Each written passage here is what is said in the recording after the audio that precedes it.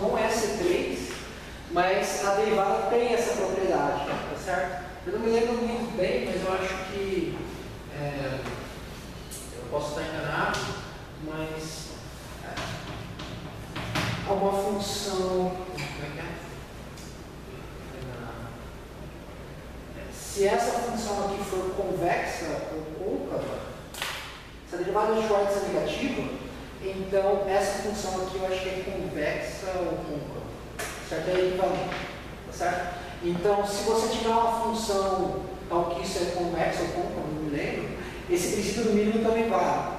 Mas para falar se isso é convexo ou côncavo, basta que a função seja diferenciável uma vez, certo?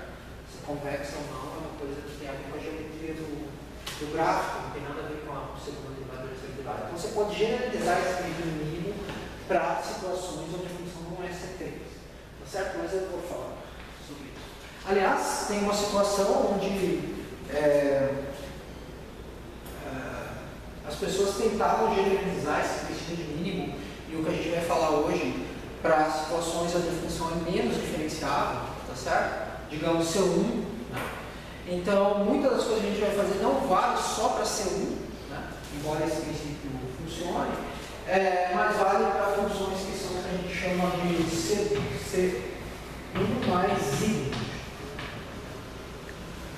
O que basicamente quer dizer que ela é uma vez diferenciável e a derivada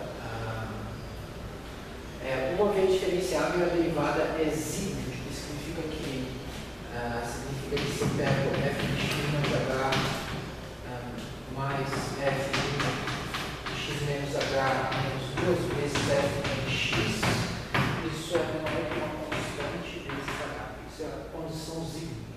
Então, isso implica, por exemplo, que a função é Holder, tá certo? Mas tem funções que são Zygmunt, mas que não são Lipschitz, por exemplo. Então, nessa situação aqui, com mais umas condições adicionais, você pode generalizar o que eu estou fazendo aqui para funções C3 com derivada de Schwartz negativo, mas isso é bem mais complicado, certo? E era meio misterioso porque a derivada de Schwartz funciona, tá certo? Então, parece meio jogado do céu, né? Não sei como é que o Singer teve essa iluminação divina de descobrir que a derivada de Schwartz era útil para. Eu não conheço a história, eu até procurei algumas vezes, mas demorou muito para entender por que essa condição é natural, certo? Aí teve um paper que saiu, acho que foi no Annals of Mathematics, que o cara prova que sobre certas condições, se tem uma função, sobre certas condições tem uma mudança de variáveis, de coordenadas, que torna ela uma função com derivada de Schwartz negativa. Certo? Então, mas isso foi 30 anos depois do resultado do estudo. Demorou muito para entender isso. Ok, então esse é o princípio do mínimo. E para que serve isso? É o seguinte.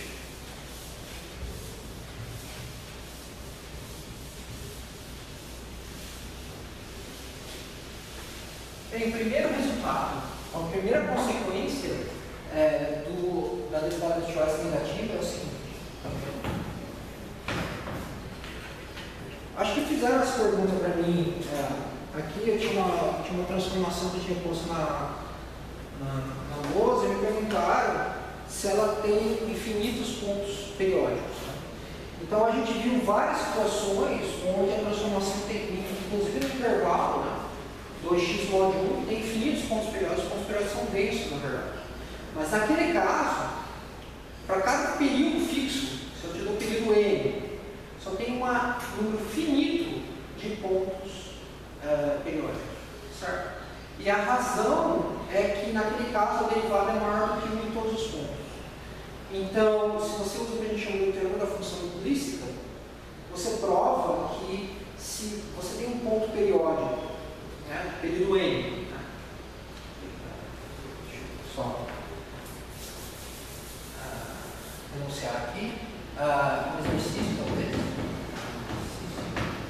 Então, digamos que eu tenho aqui f é C1, tá certo? E fk de p é igual a p, tá certo? E a derivada da função da késima interável em P é diferente de 1. Tá? A derivada é diferente de 1. Por exemplo, poderia ser menos 1, ou poderia ser 2, ou poderia ser meio. Tá certo? Poderia ser um ponto fixo atrator, ou um ponto fixo repulsor, ou um ponto fixo neutro, mas com derivada igual a menos 1. Tá certo? Então, existe uma vizinhança, um aberto, A, com meio B, tal que, se o X pertence a esse aberto, mas não pertence, não é P, então ele não é periódico com esse período.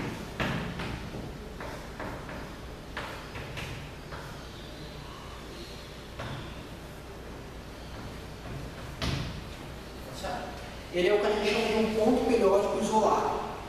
Sabe? Com esse período, pode ter outros com períodos diferentes se acumulando em P, maior, né? Menor, né? Mas se a derivada é diferente de 1, só ele nessa vizinhança tem período K. Então isso implica que se a transformação, por exemplo, a derivada é maior do que 1 em todos os pontos, então só para um dado período só tem um número finito de pontos. Certo? De pontos periódicos do período K. Mas na situação que a gente está trabalhando, a nossa função pode ter pontos críticos.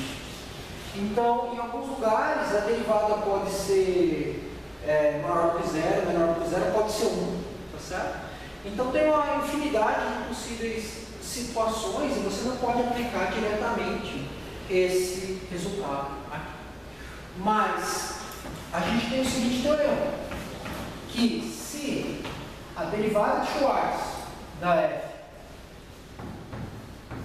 for negativa, então f tem apenas um número finito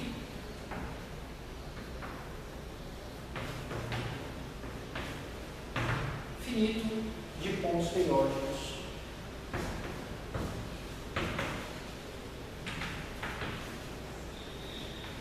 período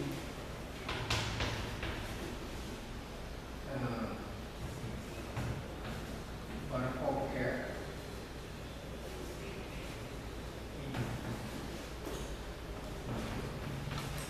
em particular, o número de pontos periódicos é enumerável. Para cada n você tem um número finito, então o número de pontos periódicos é enumerável. Não pode acontecer de você iterar, por exemplo, a transformação, iterar K vezes, e aqui você tem a diagonal e aparece um pedaço do gráfico inteiramente contido na diagonal. Tem funções sem infinito que tem gráfico exatamente como essa. Mas no caso de uma função com derivada de Schwarz negativa, isso não acontece, não pode ter o gráfico, um pedaço do gráfico inteiramente contido na diagonal.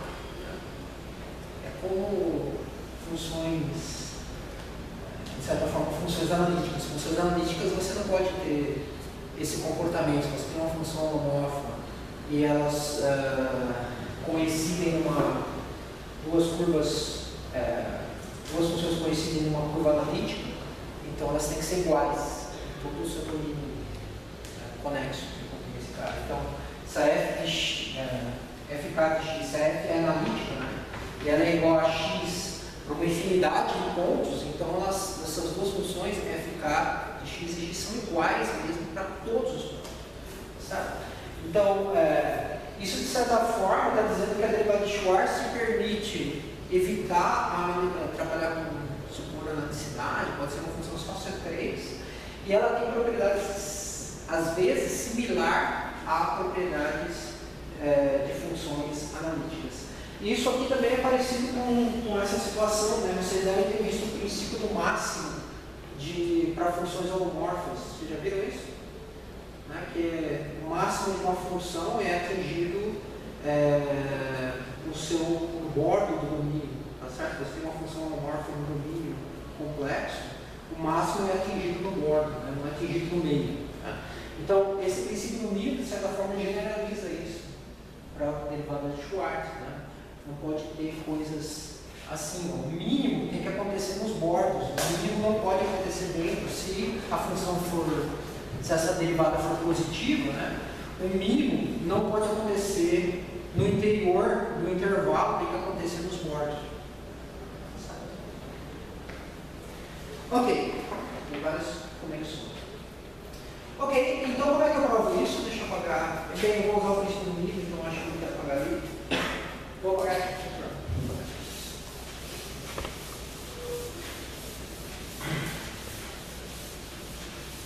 Então a prova é por absurdo. Eu vou supor que existe uma infinidade, vamos supor que tem uma infinidade de pontos periódicos pelo campo, tá certo? Então, suponhamos, por absurdo, que existe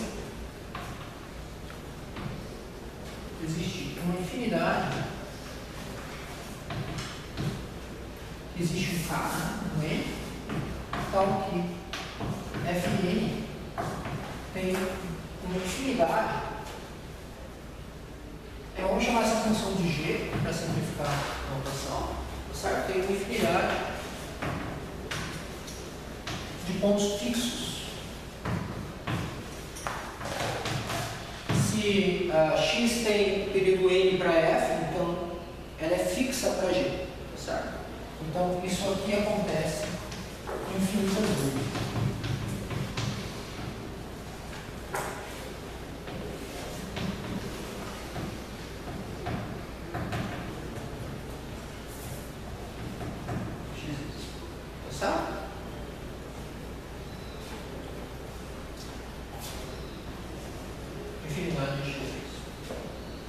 Bem, o que significa isso? Significa que você vê essa figura infinitas vezes. Você tem a diagonal aqui e você tem o gráfico da G e o gráfico da G cruza a diagonal infinitas vezes. Então, isso acontece, essa intersecção com a diagonal acontece numa infinidade de pontos.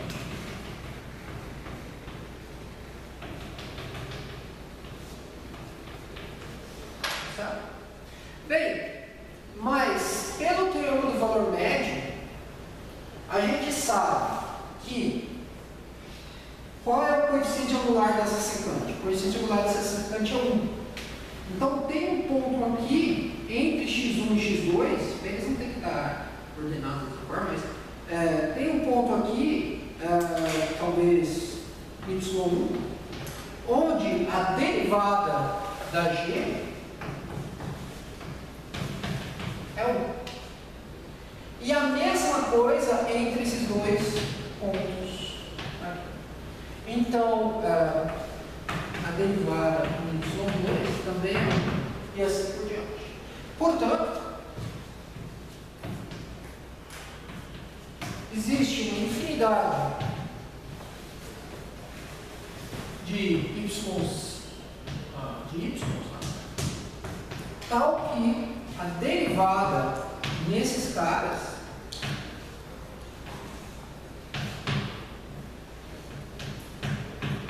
tá bom? Mas pelo princípio do mínimo, sabe o que isso implica? Isso implica que tem que ter um ponto crítico entre eles. Tá certo? Porque, vamos ver. Se eu fizer o gráfico da derivada aqui, nesse y1, yi, nesse y, sei lá, y1 e y2, a derivada nesse ponto aqui é 1, é positivo. Tá certo? Então, se não tivesse ponto crítico aqui em algum lugar, tá certo? A gente ia ter o seguinte, sei lá, o que a gente ia ter?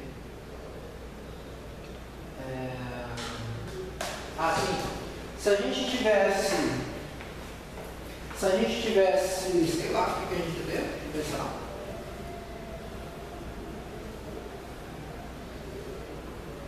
Ah, sim. A gente não pode ter mínimo local. Não pode ter mínimo local positivo, tá certo? Então, o que vai acontecer? Isso aqui, a curva da derivada, não pode ser assim. Porque não tem mínimo local positivo, tem um valor mínimo aqui, tá certo? Agora você olha para o próximo ponto, x3, tá certo? Então, aí você tem duas possibilidades. Isso aqui vai para baixo. De novo, não pode acontecer isso, né? A gente já viu, né? E então, o que a gente... sei lá, peraí. Não, essa figura não pode acontecer, né? Essa figura não pode acontecer. Então, o que pode acontecer? Vamos lá. Você tem 3 pontos, x1, x2, y2 e y3, onde a derivada é 1. Então, não pode acontecer essa figura, deve acontecer algo... Você não pode passar dessa linha aqui, tem que ser algo assim. Certo? Desse lado. Não pode ter mínimo local, você não pode passar desse ponto aqui. Tá bom? Então, aqui também você tem o mesmo problema. Né? Você não pode ter essa figura aqui. Né? Então, de novo, você tem que ter uma figura assim. Mas aí você vai ter um mínimo local no meio. E isso é absurdo. Certo? Eu não aproveito todos os detalhes, mas eu acho que você entendeu isso. Tá certo? Você não pode passar dessa reta, você tem que estar sempre acima dessa reta horizontal. Tá certo? Então, necessariamente, aqui desse lado você tem essa figura, aqui desse lado você tem essa figura, então você vai ter que ter um ponto de mínimo local no meio. E isso, de novo, é contradição. Tá certo? Dúvidas? São os 2 pontos, né? Oi? São os 2 pontos. Mas eu estou supondo que a derivada não se anula. Então, porque se a derivada, esse teorema, esse princípio do mínimo, é para quando a derivada é um difeomorfismo, né? É um difeomorfismo. Então, o que eu estou supondo aqui? Eu estou supondo que entre esses pontos aqui não tem nenhum ponto crítico. Tá certo? Então, o que a gente concluiu? Que se eu tiver 3 pontos onde a derivada dá 1, entre esses 3 pontos, no intervalo que contém esses 3 pontos, tem que ter um ponto crítico. Senão, eu não uso. Tá bom? Portanto, isso implicaria que se eu tivesse uma infinidade de pontos onde a derivada é 1, tem que fazer um argumento, né? Porque eles não estão ordenados de maneira bonitinha, mas a gente já concluiu que G tem uma infinidade de pontos críticos. Tá certo? Então, pelo princípio do mínimo, o que a gente concluiu foi o seguinte: pelo princípio do mínimo,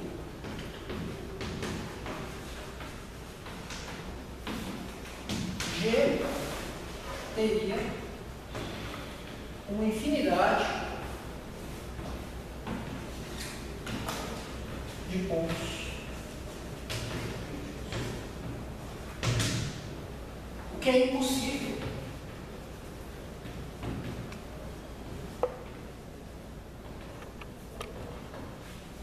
Pois F tem um número finito.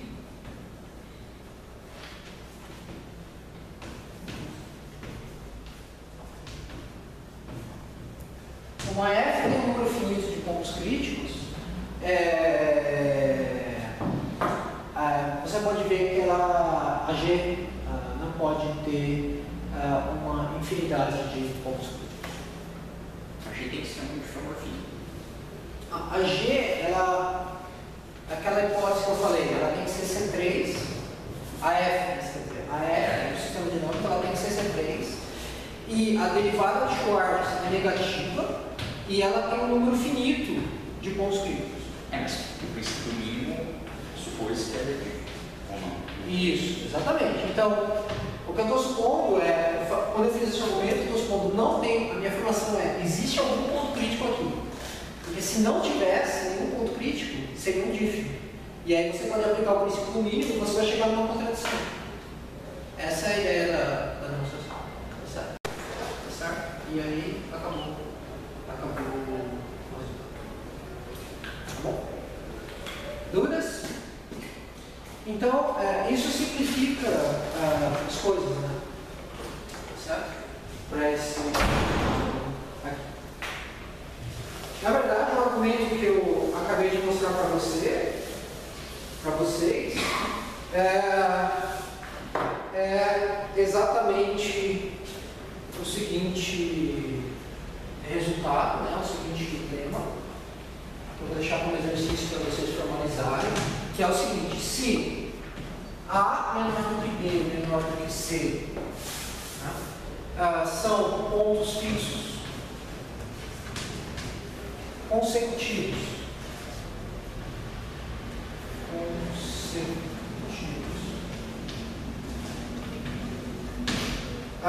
de G igual a Fn e AC não tem pontos críticos,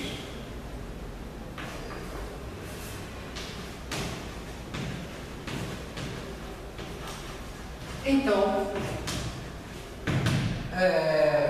a derivada do cara do meio tem que ser menor que 1. Certo? Então, basicamente isso que eu... Dúvidas? Fica como exercício fazer isso. Bem, agora estou numa posição de provar o resultado principal. O resultado principal é o seguinte: antes eu preciso dar uma pequena definição, certo?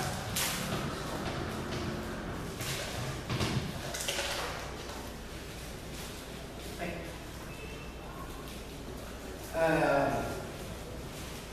uma observação. A observação é a seguinte: se P é ponto periódico atrator, bem, ponto fixo atrator, então, como a gente viu, a bacia de P ela é invariante, certo? A bacia de P é invariante de G, então a bacia de P é invariante. O que eu quero dizer com invariante é que se eu pego um cara da bacia e aplico isso da bacia e aberto,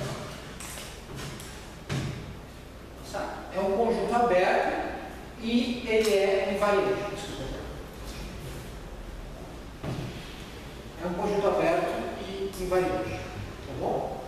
Bem, qualquer conjunto aberto de E é uma união disjunta de intervalos, certo? Então, a bacia de P é uma união disjunta de intervalos necessariamente numerados, de intervalos abertos.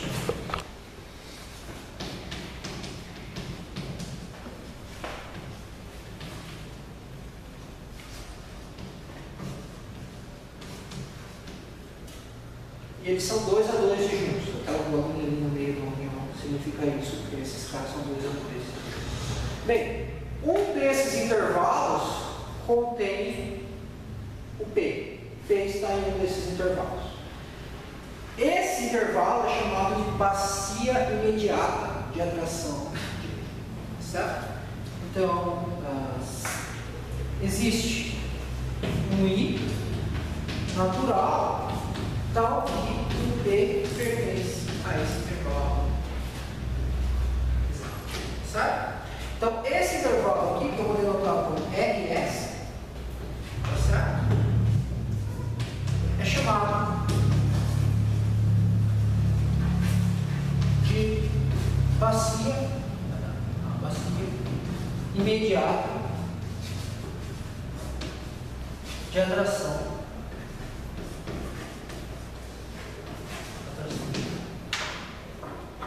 Certo? Bem, não é difícil de ver o seguinte: essa bacia imediata, no intervalo, a imagem dele tem que cair dentro da bacia. Mas por outro lado, o P é fixo. Então, esse intervalo tem que cair dentro dele mesmo. Certo? Mas, porque esse é o maior intervalo que é atraído, tem que dar, a fronteira desse intervalo tem que cair dentro da fronteira desse intervalo. O que eu quero dizer é o seguinte, que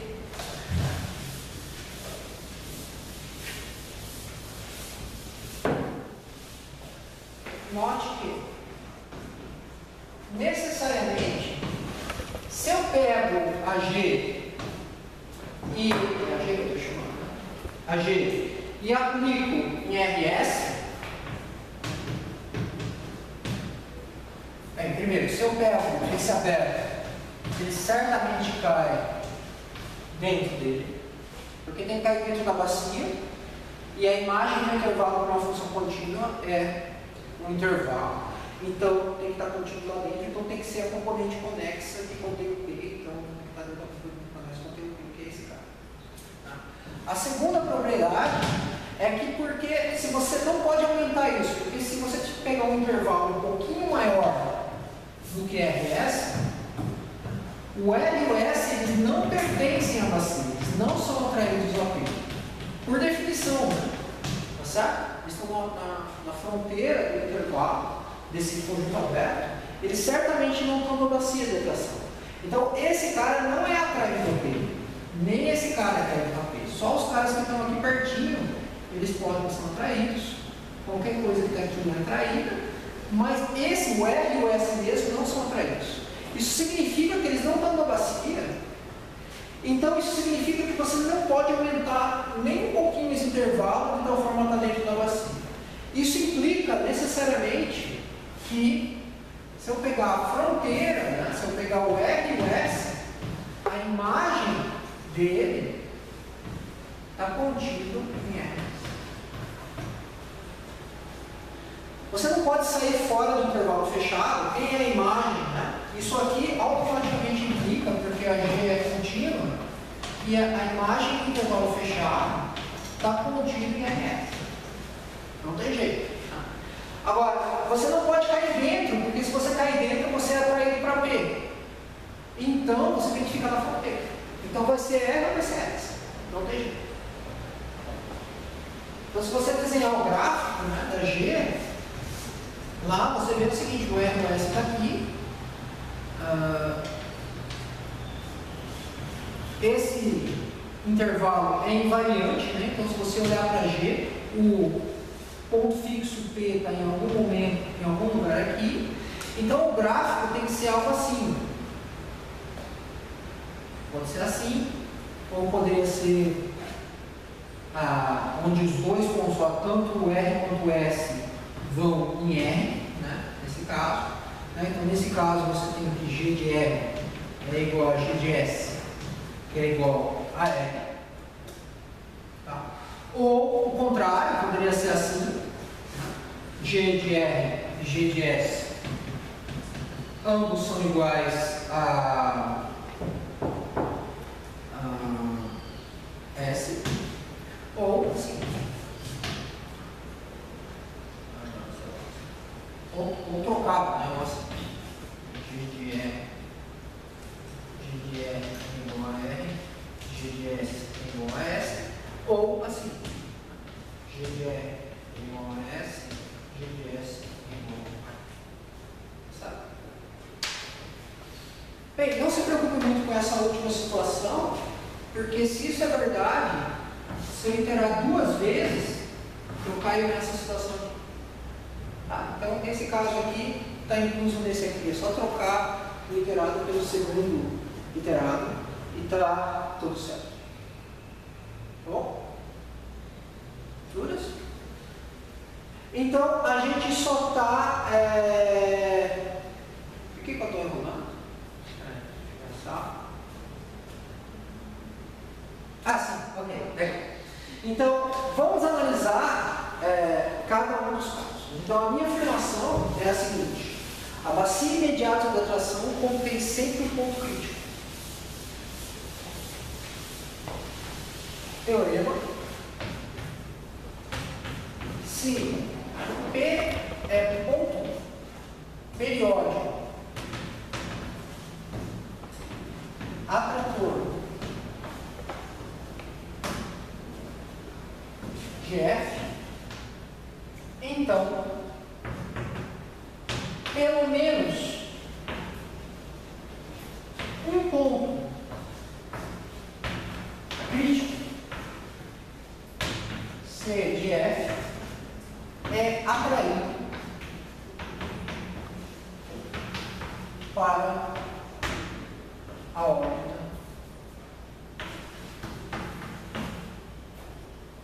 Então, se tiver uma órbita atratora, ela vai ser um dos pontos críticos da F vai ser atraído para essa órbita atratora. A consequência disso é que só tem um número finito de órbitas, no máximo um número finito de órbitas atratoras. Então, antes de provar o teorema, deixa eu colocar o corolário aqui. A F só tem um número finito de pontos críticos. Então, se tiver 5 pontos críticos, não pode ter 7 atratores, órbitas atratoras, porque cada uma delas tem que atrair pelo menos um ponto crítico. Tá certo? Então, o corolário é que F tem no máximo, se N é o número de pontos críticos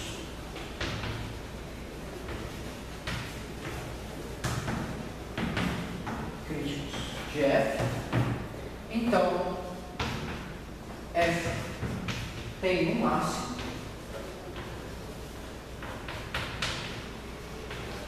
N órbitas atratoras.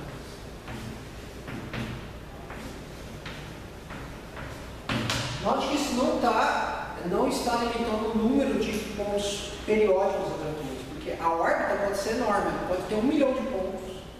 Uma órbita periódica de 1 milhão de pontos. E pode ter uma órbita periódica atratora só, mas tem um ponto crítico que vai ser atraído para essa órbita de 1 milhão de pontos. A órbita do ponto crítico vai ficando cada vez mais perto dessa órbita de 1 milhão de pontos que é periódica. Então, se você desenhar, fazer um experimento numérico da órbita do ponto crítico, ela vai, a partir de um certo ponto, ela parece que se repete periodicamente um período de 1 milhão. Então, isso não diz nada sobre o período da órbita atratora, te diz a quantidade de órbitas atratoras. Não pode ter por exemplo, se tiver um ponto crítico só, não pode ter uma órbita periódica atratora de período 5 e uma de período 7. Só pode ter uma órbita periódica. E segundo, isso não te diz nada sobre o número de outras órbitas periódicas. Podem ter órbitas periódicas que são repulsoras, essas não têm limite, tá certo? Na verdade, na maior parte das situações é uma infinidade de órbitas periódicas repulsoras, não tem jeito de limitar o número de órbitas periódicas repulsoras, só aquelas órbitas periódicas atratoras, tá certo? O horário. Bom, então vamos ver como é que prova isso? Bem, a ideia é usar esse Breguedé aqui. Esse Breguedé aqui. Bom, deixa eu fazer isso. Então, a prova do teorema vai ser o seguinte. A gente tem 3 casos para analisar. O primeiro caso é esse aqui, onde a G de... quem é a G? Tome. Prova do teorema.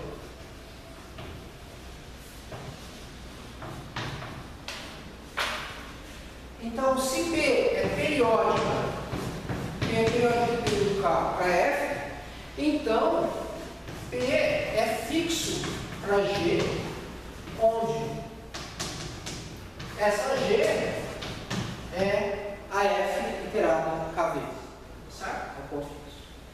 Então, o que a gente faz? A gente considera, então, como não é difícil de ver, né, que esse cara é ponto periódico atrator, né? Então, se eu calcular a derivada da G nesse cara, vai dar a derivada do KS do P, e o módulo desse cara é menor do que 1. Então, existe, seja RS, a bacia imediata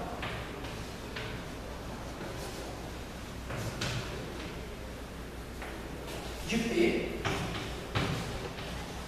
para, certo? Então a gente tem que G de RS está contido em RS, e a gente tem um desses casos. O primeiro caso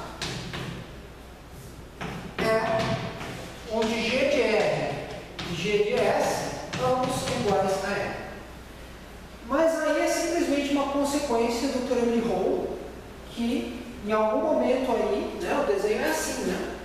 O desenho é assim, você tem R e S, ambos têm a mesma imagem, é R. Então o gráfico passa por aqui e por aqui, e você tem um desenho assim. Então em algum lugar você tem um ponto crítico, né? O teorema de Rolle te diz que em algum lugar você tem um ponto crítico. Então, pelo teorema de Rolle, você tem que existe um C pertencente ao intervalo a esse cara aqui, que está contido na bacia do P, tá certo? Aí dentro está a derivada da G. Não é difícil de ver que se a derivada da C, que é a KS literal da F, é zero, esse cara está na órbita do C, original. Tá? Porque isso é um ponto crítico do iterado. Mas um ponto crítico do iterado está na órbita do ponto crítico original.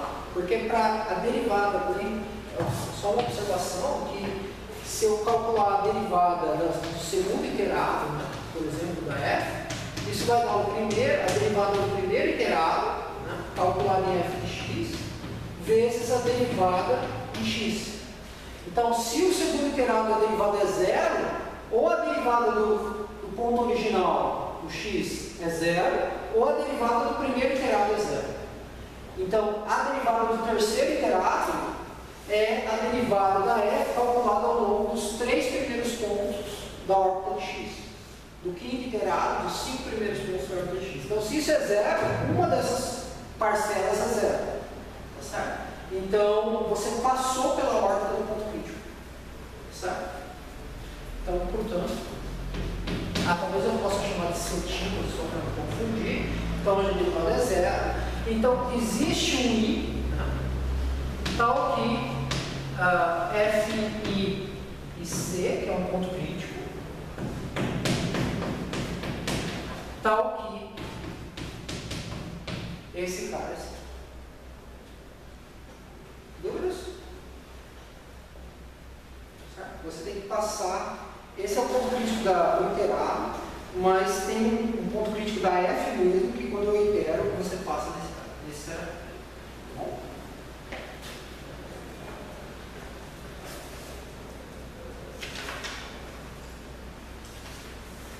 Acho que tem alguma coisa errada nisso, desculpa.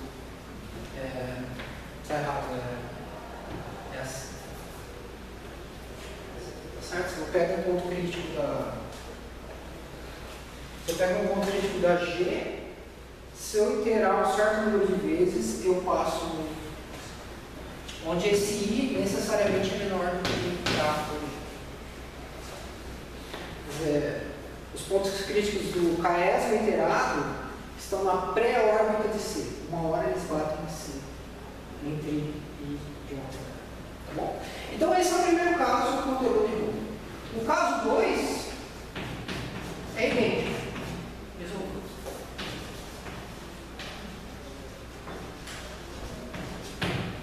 A ideia é a mesma, só que agora o desenho ao contrário, mas é a mesma coisa. E o último caso é esse caso aqui, onde você tem que ambos são pontos fixos.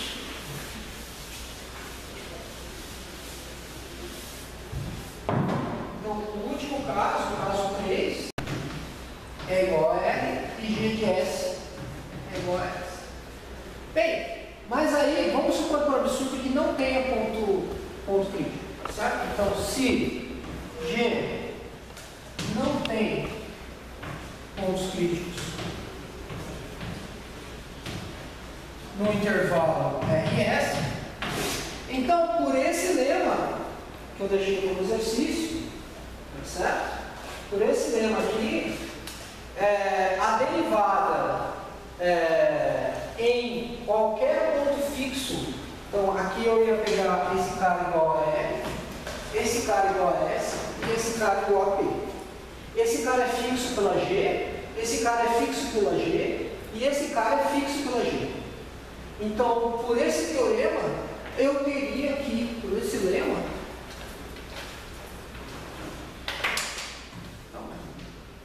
pelo lema,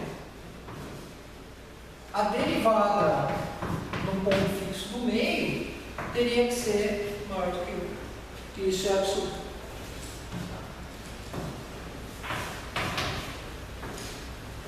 Não tem como. É absurdo, pois não é isso. É menor. Tá bom?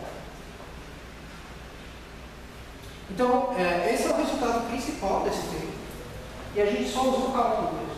A gente não usou quase nada de matemática para mostrar esse resultado.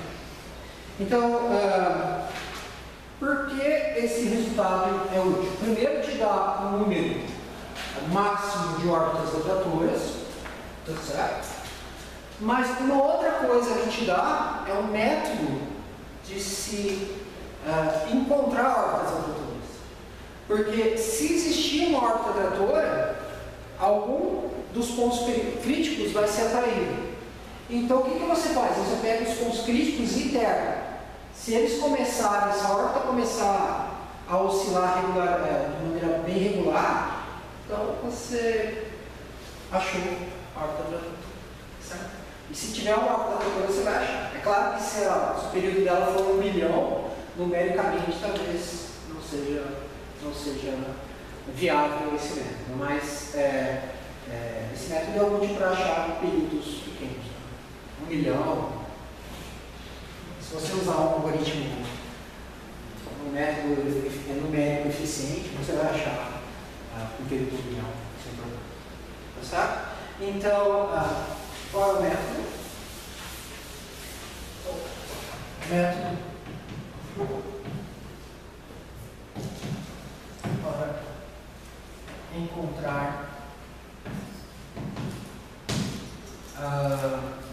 órbitas periódicas.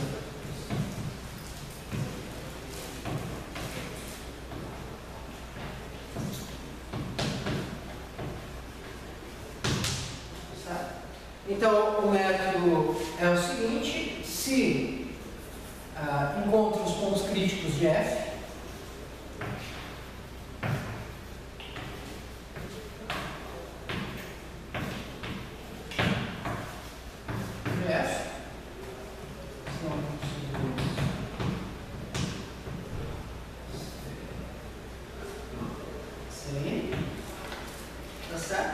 e itere nesses pontos, itere o sistema dinâmico desses pontos.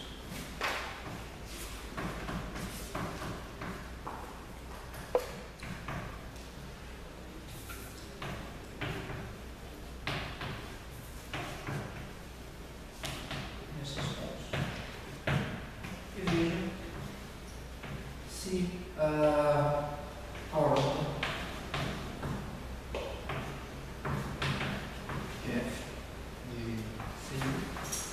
eventualmente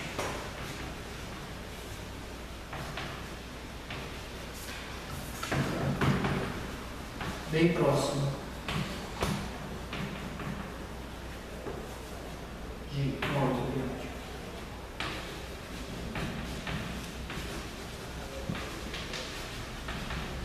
Tá certo? Então, essa é a ideia, numericamente, como você acha uma órbita periódica. Pode ser, claro, que não oscile, que não se aproxime. Pode ser que não tenha órbita periódica tratora, a órbita do ponto crítico pode ser maluca, tá certo? Ela vai ficar funcionando de maneira maluca e não é nada que você possa fazer, mas se tiver trator, você vai achar. Então, é assim que se faz o que a gente chama de diagrama de bifurcação de famílias. Né? Se você tiver uma família de funções onde uma função derivada de Schwarz negativo, você pode pegar, o que você faz? Você pega o ponto crítico, digamos que eu tenho um ponto crítico só.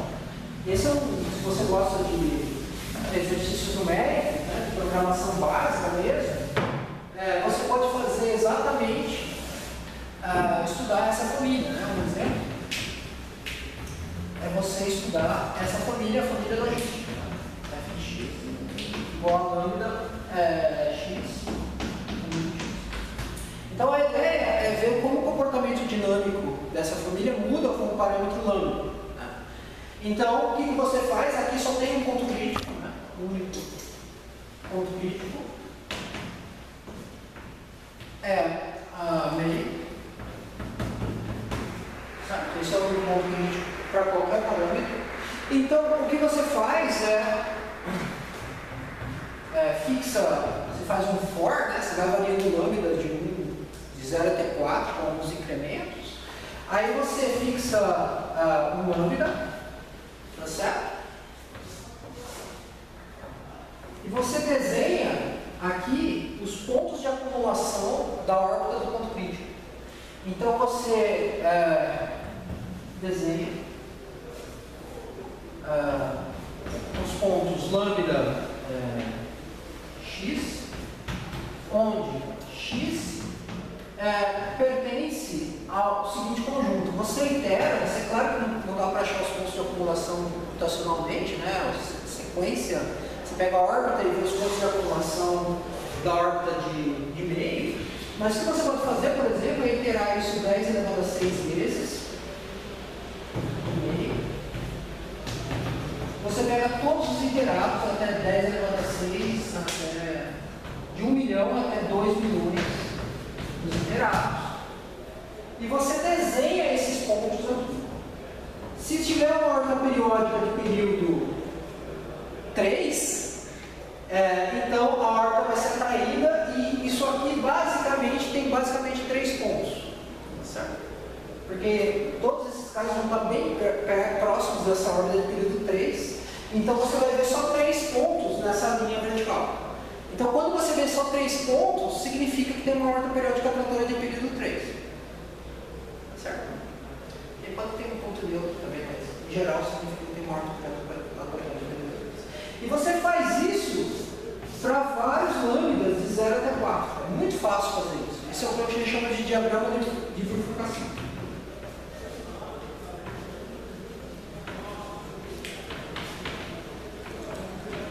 E aí, quando você faz isso, por exemplo, para a família logística, aparece um desenho incrível.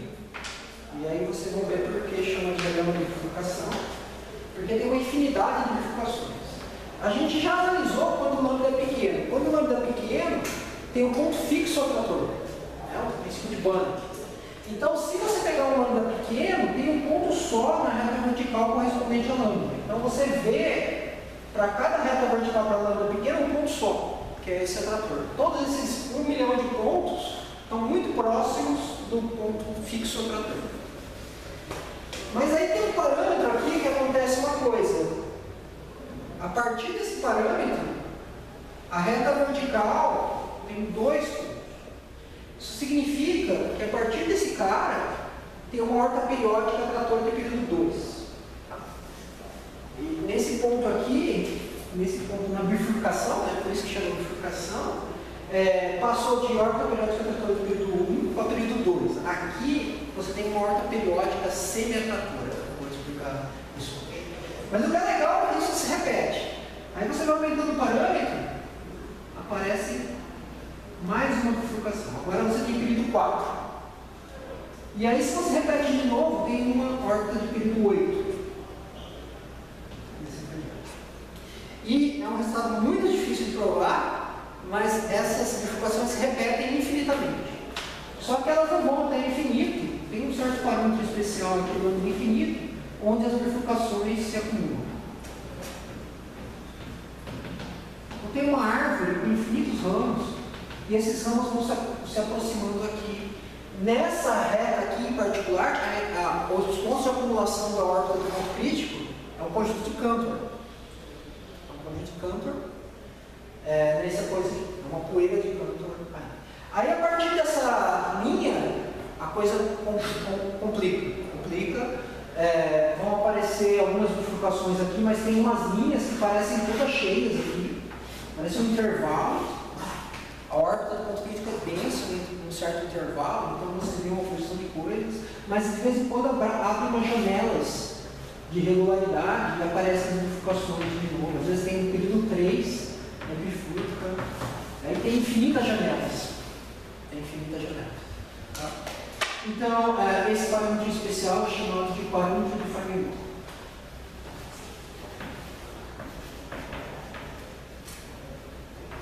Muitos matemáticos já ganharam prêmios para estudar só esse parâmetro. Um deles é McDonald. Ganhou uma medalha Fields em 96. Então, essa figura é muito complicada. Estudar todos os detalhes desse diagrama de bifurcação é bem complicado. Mas eu tenho 5 minutos. Eu esqueci de responder a última questão. A questão é a seguinte. Muito bem, digamos agora, eu não sei, como eu disse, o método que o Debye-Schwarz não te ajuda a descobrir quantas órbitas atratoras tem. Por exemplo, para lambda igual a 4, tem 0 órbitas atratoras. A gente viu que os pontos periódicos são densos, quando lambda é igual a 4, os pontos periódicos são densos. E todos eles têm derivada que é da forma 2 elevado a n, então eles são repulsores. Então não tem nenhuma órbita atratora quando lambda é igual a 4.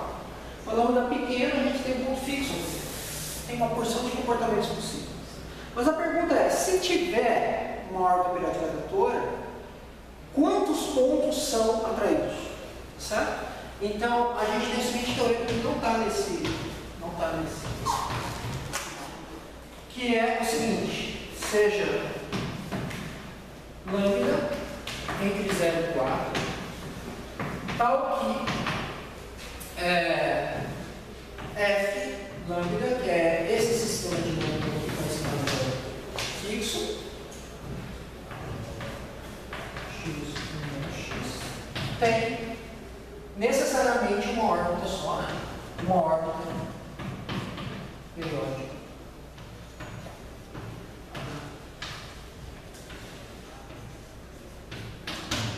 Então, o que você pode dizer sobre a bacia de atração?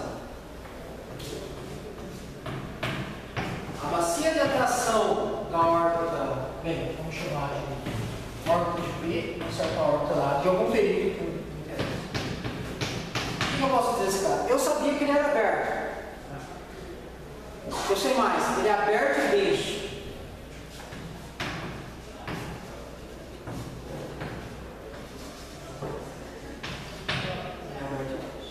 Então, se eu escolher um ponto qualquer do intervalo 0, 1,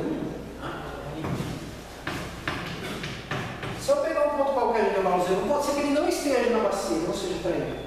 Mas eu posso achar pontos arbitrariamente próximos a ele que são atraídos para essa órbita. Mas é mais que isso. Eu tenho que escrever esse aqui parece que implica isso, mas não é verdade. Tem conjuntos que são abertos desses, mas não tem medida total. E se eu pego e tiro esse aberto denso, isso aqui tem medida Beck.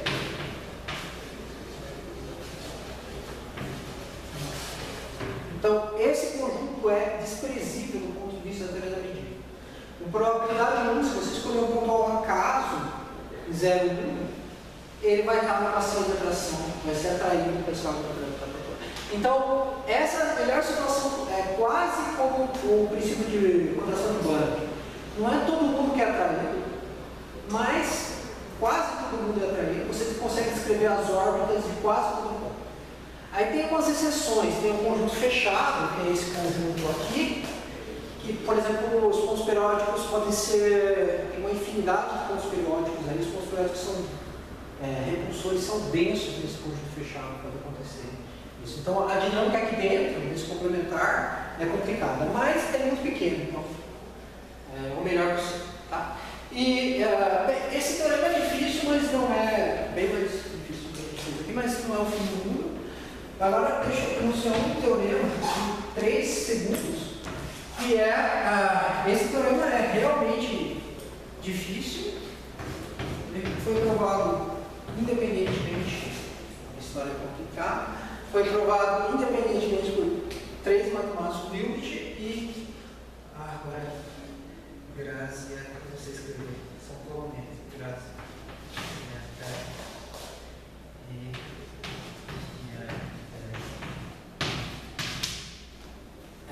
Grazia e Viatek, eles provaram independentemente, usa técnicas bem sofisticadas de dinâmica complexa, não basta, apesar de eu ter um sistema dinâmico real na reta, para realmente provar esse teorema eu preciso passar por um plano complexo e usar ferramentas, por exemplo, derivada métrica hiperbólica, que eu falei no começo do curso, transformações quase conformes, tem uma porção de técnicas que você precisa usar para provar esse resultado, está escrito errado. Né? E o resultado é o seguinte. Ok, eu não posso dizer para que parâmetros você tem uma órbita periódica tratora, mas agora considera o seguinte subconjunto de parâmetros. Eu vou chamar de hiperbólico. Os pontos que têm uma órbita periódica tratora, os parâmetros onde você tem uma órbita periódica tratora, são chamados de parâmetros hiperbólicos, tá certo? Então, seja lambda entre 0 e 4, tal que f lambda tem uma órbita periódica atratora. Certo? Entre todos os parâmetros, pega aqueles que tem. Então, se eu pego o IP, esse conjunto não é difícil ver que ele é aberto, porque se para esse parâmetro eu tenho uma órbita periódica tratora, usando o princípio, a função implícita, bom exercício isso, numa vizinhança desse parâmetro, todo mundo tem uma órbita periódica tratora. Mas o que é mais legal é que esse conjunto aqui, ele é aberto, que é fácil, mas a parte difícil é provar que ele é denso.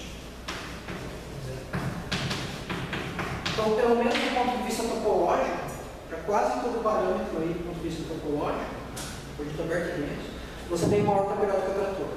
Mas como eu disse, tem parâmetros esquisitos aqui que não tem órbitas periódicas tratoras, onde não aparecem essas janelas de bifurcações.